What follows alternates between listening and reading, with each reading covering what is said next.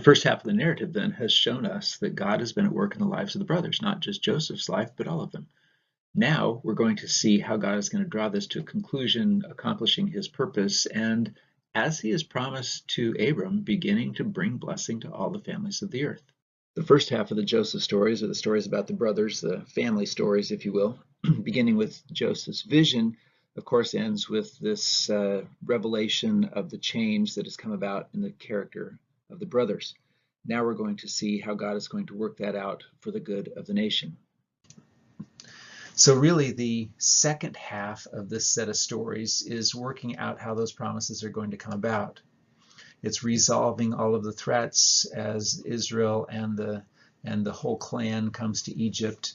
It's recognizing the outworking of the threats as Jacob is about to die and he passes on the blessing to the other sons, and ultimately we see his death and we see that God has indeed redeemed them all. The question here is, what on earth is God's plan? And the answer seems to be to bring good, to bring blessing. That, of course, is what we have seen all the way along. We already knew that was the case, and yet we wonder about that. We feel like that's not right. How can Joseph, who be sold into slavery, be part of God's good plan? And yet Joseph himself, in chapter 50, tells his brothers, you meant it for evil, but God meant it for good. And so we see the goodness of God even through the chaos and darkness that has been in Egypt. And we're reminded again that God is the one who creates out of this desolation and darkness from Genesis 1 good. And God is the source of good. And Joseph recognizes that. The text concludes with Joseph revealing himself. He shows supernatural forgiveness. So we're here in chapter 45, and particularly in verses 5 through 8. Verse 3, he says, I'm Joseph, but his brothers, can you imagine? They are totally speechless. He says, come here, come here. I really am Joseph, and you sold me into Egypt, but, verse 5, do not be distressed or angry with yourselves because you sold me here, for God sent me before you to preserve life.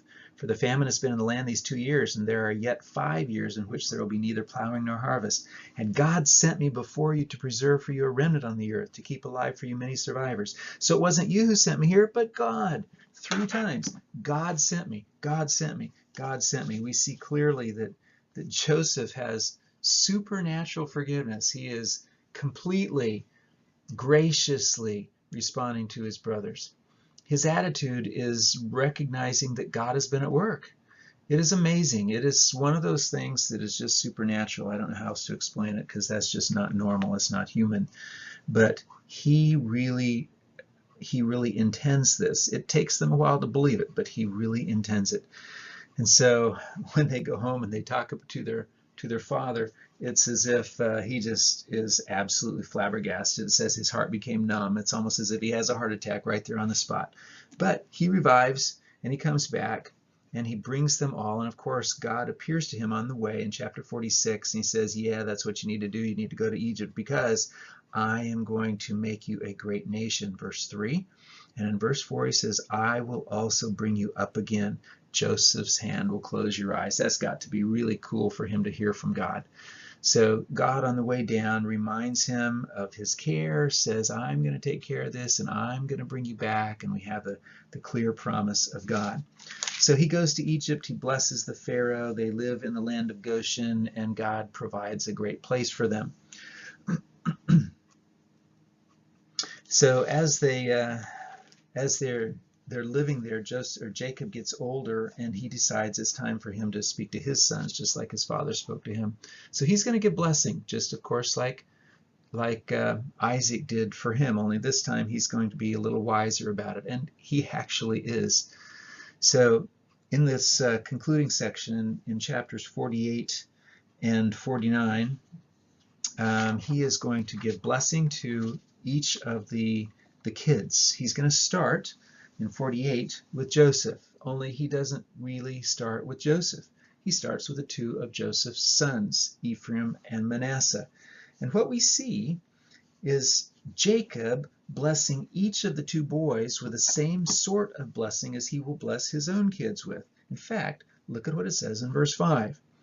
Your 2 sons who were born to you in the land of Egypt before I came to you in Egypt are mine. Ephraim and Manasseh shall be mine, as Reuben and Simeon are. In other words, they're going to get full inheritance rights. We see this as the tribes go into the land of Israel, and each of the tribes gets their own inheritance, and Ephraim and Manasseh are given equal inheritance with the other boys, or the other tribes.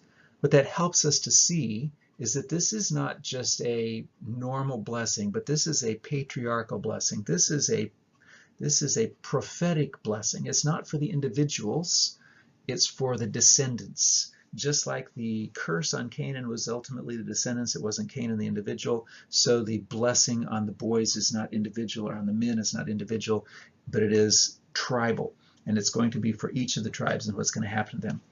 So what that also tells us is that Joseph is actually getting the double portion. Count it up. Each of the boys gets 1 set of inheritances, but Joseph gets 2 because each of his boys, Ephraim and Manasseh, each gets their own. So when they go into the land, you don't see the tribe of Joseph. Why? Because you see the 2 tribes of Joseph, Ephraim and Manasseh. So then in chapter 49, he will call the other boys in, and he's going to, or the other men, and he's going to bless them. In his blessings, he will notice things. Reuben has an affair with his concubine Bilhah, and so Reuben loses the birthright. He is not allowed to have anything extra. Simeon and Levi, they also lose the birthright because of Shechem, because they have wantonly destroyed people, and they will be scattered in Israel. We'll talk about that later as we get into Exodus and how God is going to turn that into blessing, but at least for Levi. But they are cursed at this point. Judah gets the blessing of leadership and promise. This is the blessing of the promise of Abraham, that the seed promise is actually going to come through Judah. That's where Messiah is going to come from. He's going to be the leader. He's going to be the king. David is going to come from Judah. And we see that Judah, in his raunchy heart at the beginning, has turned to a more godly heart at the end as he has pursued God. Joseph, of course, as we mentioned, gets the double portion. He gets the birthright. And so again, we see clearly that birthright and blessing are split.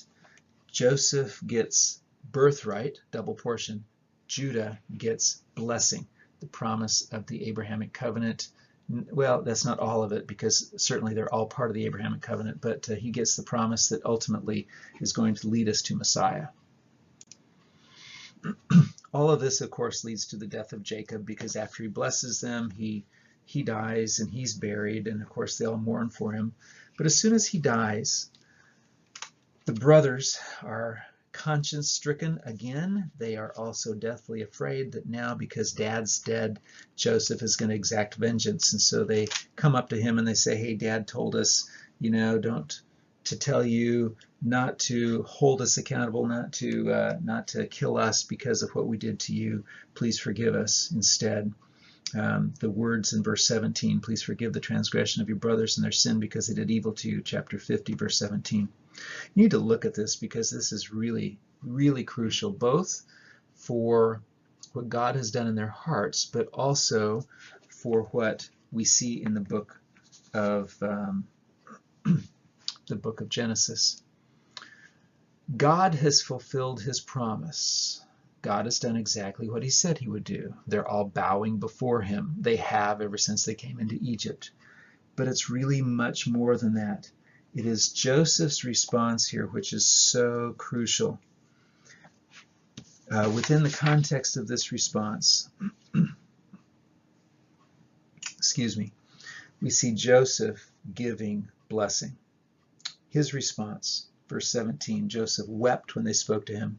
His brothers came and fell down before him and said, "We're your servants." But Joseph said to him, "Do not fear. Am I God, or am I in the place of God? As for you, you meant evil against me, but God meant it for good, to bring about that many people should be kept alive as they are today. So don't be afraid. I will provide for you and your little ones." Thus he comforted them and spoke kindly to them. Joseph is incredible. At the beginning of the book of Genesis, we see God who brings good out of desolation and darkness. Joseph has been in desolation and darkness, and he believes that it is God who has brought good out of this. The good is clear. He has preserved the lives of many people, but the desolation and darkness are also clear. Joseph sees the hand of God even through calamity. On the other hand, at the beginning of the book of Genesis, we see one brother who kills another out of jealousy because God didn't accept him like he accepted them. At the end, we see a brother who loves his brothers, even though they have injured him dramatically. So what we see is God working not only in the hearts of the brothers, but God working in the heart of Joseph. It's not just the story of Joseph, it's the story of the whole family. God has sovereignly accomplished his plan and his purposes. God has taken the ones he chose, the descendants of Abraham, Isaac, and Jacob, and he is creating in them the hearts that he needs to accomplish the purpose that he has to bring blessing to all the families of the earth. That is what God has said he would do, and that is what God is going to do. And he's going to do that even though it's going to be painful, even though it's going to be difficult, even though God is going to have to work in hearts in miraculous ways, and God will do it. So we see the God in Genesis 1 who brings good out of desolation and darkness is still the same God in Genesis 50 who has brought good out of the desolation and darkness caused by the evil of people in the life of Joseph to accomplish his work. And God concludes the book of Genesis with a demonstration of his character, just like he began it. All of this, of course, is going to lead us to Exodus, and we shall see in Exodus how God is going to deal with all of the challenges of his people under bondage. But again, God will bring about good.